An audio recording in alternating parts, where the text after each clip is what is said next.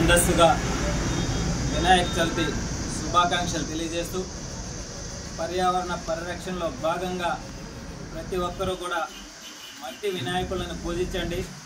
Plaster of ప్యారిస్ను వాడద్దు.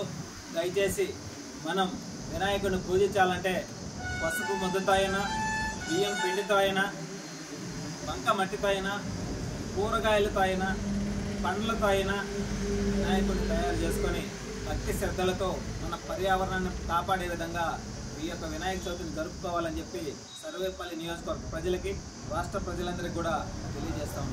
అదేవిధంగా ఆ విషయానికి వస్తే, ఇటీవల వరదల కారణంగా గజవాడ నీటితో మునిగిపోవడం, ప్రాణ నష్టం, పశువుల నష్టం చాలా బాధాకరం. ఈ యొక్క సహాయ చర్యల్లో ఎన్డీఏ కూటమిలో భాగంగా రాష్ట్ర ప్రభుత్వం కావచ్చు, రాష్ట్ర ముఖ్యమంత్రి చంద్రబాబు నాయుడు గారు కావచ్చు, మా అధినేత జనసేనాని పవన్ కళ్యాణ్ గారు కావచ్చు, సహాయక చర్యల్లో నిమగ్నమై అధికారులతో కలిసి అనేక విధాలుగా వాళ్ళని అన్ని విధాలు ఆదుకునేదానికి ఎక్కువ శాతం ఎక్కడైతే ఆకలితో అలమటిస్తున్నారో వాళ్ళందరికీ కూడా ఆహారాన్ని అందించే విధంగా ఈ యొక్క ప్రయత్నాలు జరుగుతూ ఉంటే, 5 సంవత్సరాల వైసీపీ పాలనలో ఈ రాష్ట్రంలో ఎక్కడా కూడా అభివృద్ధి చేయకపోగా, సిగ్గు శరం లేకుండా ఈరోజు ఇంత విధంగా సహాయక చర్యలు చేస్తూ ప్రతి ఒక్కరూ కూడా సీఎం రిలీఫ్ ఫండ్కి నిధులు ఇస్తూ సహాయక చర్యలు చేస్తా మా అధినేత జనసేనాని పవన్ కళ్యాణ్ గారు 6 కోట్ల రూపాయలు సహాయ నిధికి ఇవ్వడం జరిగితే, బాధ్యత లేని ఈ డైమండ్ రాణి రోజా ఈ రాష్ట్రం వదిలి పక్క రాష్ట్రంలో ఉండి ఆమె వేషాలు, ఆమె మాట, ఆమె తీరు, ఆమె వ్యవహార శైలి, ఆమె అధికారంలో ఉన్నప్పుడు మా అధినేత జనసేనాని పవన్ కళ్యాణ్ గారిని అసెంబ్లీ గేట్ కూడా తాకనేమో అని చెప్పి ఈరోజు రాష్ట్రంలో కూడా లేకుండా పారిపోయి పక్క రాష్ట్రంలో దోంకొని అక్కడ నుంచి ఫేస్బుక్ లైవ్ లో మాట్లాడుతూ ఈ రాష్ట్ర ఉప ముఖ్యమంత్రి ఎక్కడా అని అడిగితే, నీకు ఎక్కడ కనపడాలో అక్కడ కనిపించేదానికి, చూపించేదానికి మేము సిద్ధంగా ఉన్నాం రోజా. నీకు వీలైతే నువ్వు దోచుకున్న దాంట్లో 1 రూపాయి ఈ నష్టానికి ప్రజలకి సహాయం చెయ్యి, లేకపోతే నువ్వు ఎక్కడున్నావో అక్కడే దుప్పటేసుకుని కొనుక్కో. అంతేకాని మా అధినేత జనసేనాని పవన్ కళ్యాణ్ గారిని మాట్లాడే అర్హత నీకు లేదు. ఇదే నీ చిత్తూరు జిల్లాలో అన్నమయ్య డ్యాం తెగిపోతే నిర్వాసితులకి 5 సంవత్సరాల పాటు మీ కాలయాపనలో ఎక్కడా కూడా రూపాయి సహాయం చేసిన పరిస్థితిలా, వాళ్ళకి ఇళ్లను నిర్మాణం చేసిన పరిస్థితిలా, వాళ్ళకి నష్టపరిహారాన్ని అందించినటువంటి పరిస్థితిలా, సిగ్గు శరం లేకుండా ఈరోజు మా అధినేత జనసేనాని పవన్ కళ్యాణ్ గారు రాలేదంటావే. ఆయన వస్తే ఆయన భయం ఏంది తెలుసా నీకు? ఆయన అభిమానులు ఆయన కోసం వచ్చి అక్కడ మళ్ళీ అనేక ఇబ్బందులు గురైతే మళ్ళీ మీరు సిగ్గు శరం లేకుండా పాసినోర్లు వేసుకుని మళ్ళీ మాట్లాడే పరిస్థితి. అటువంటి నష్టం జరగకుండా శాంతియుతంగా ప్రతి ఒక్కరికి రక్షణ కలగాలి, ప్రతి ఒక్కరికి ఆర్థిక సహాయం అందాలనేటువంటి ఆలోచన కలిగినటువంటి వ్యక్తి మా అధినేత జనసేనాని పవన్ కళ్యాణ్ గారు.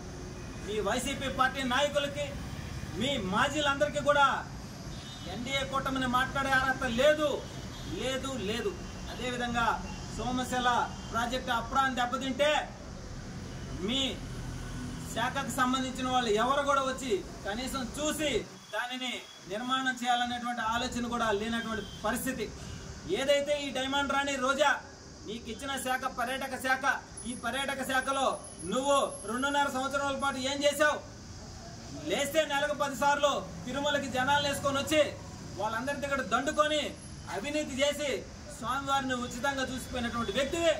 నువ్వు కూడా మా అధినేత జనసేనాని పవన్ కళ్యాణ్ గారిని మాట్లాడే స్థాయి ఉందా నీకు? నీకంటే అభిమానులు లేరు. నిన్ను చూస్తే ఎవరు కూడా దగ్గరికి వచ్చే పరిస్థితి లేదు. నువ్వు చేసినటువంటి నీ శాఖలో కనీసం ఒక్క పని అంటే ఒక్క పని ఈ రాష్ట్రంలో అభివృద్ధి చేసి చూపిన పరిస్థితి లేదు. అటువంటిది నువ్వు కూడా మాట్లాడితే నీకు కూడా మేము కౌంటర్ చేయాల్సినటువంటి పరిస్థితి, దిగజారిపోయినటువంటి పరిస్థితులు నువ్వు తీసుకొస్తున్నావు. ఇకనైనా సరే ముందు నీకు జ్ఞానం ఉంటే నువ్వు కోట్ల రూపాయలు చేసిన అవినీతి అక్రమాలు బయటపడి నిన్ను లోపలేస్తారనేటువంటి ఆలోచనతో పక్క రాష్ట్రంలో పోయి తల దాచుకున్నా నువ్వు కూడా మాట్లాడితే నేను ఒక్కటే తెలియజేస్తా ఉన్నా, ఇకనైనా సరే ఎవరు అదుపులో పెట్టుకోండి. మీ నాయకుడికి ఇప్పటికీ పేపర్ చూసి చదివేదానికి కూడా గతి లేదు. పేపర్ చూసి చదివేదానికి కూడా మీ నాయకుడికి గతి లేదు. మీ నాయకుడికి చూస్తే సలహాదారులు ఎంతమంది, ఉప ముఖ్యమంత్రులు ఎంతమంది, ఇవన్నీ ఒకసారి పరిశీలించుకొని తర్వాత ఎన్డీఏ కూటమి గురించి మాట్లాడండి. ఈరోజు 3 నెలలైనా కానీ ప్రభుత్వం ఏర్పడి రాష్ట్రంలో ఏదైతే మా అధినేత జనసేనాని పవన్ కళ్యాణ్ గారు తీసుకున్న ప్రతి శాఖ మీద కూడా దృష్టి పెట్టి ఆయన ఒక సైనికుడిలా, ఒక కూలీలా, ఒక కార్యకర్తలా పనిచేస్తా ఉన్నాడంటే సిగ్గుందా? మీరు అన్నం తింటున్నారా, గడ్డి తింటున్నారా అని నేను అడుగుతున్నా. ఎన్డీఏ కూటమిని విమర్శించే అర్హత వైసీపీకి లేదు.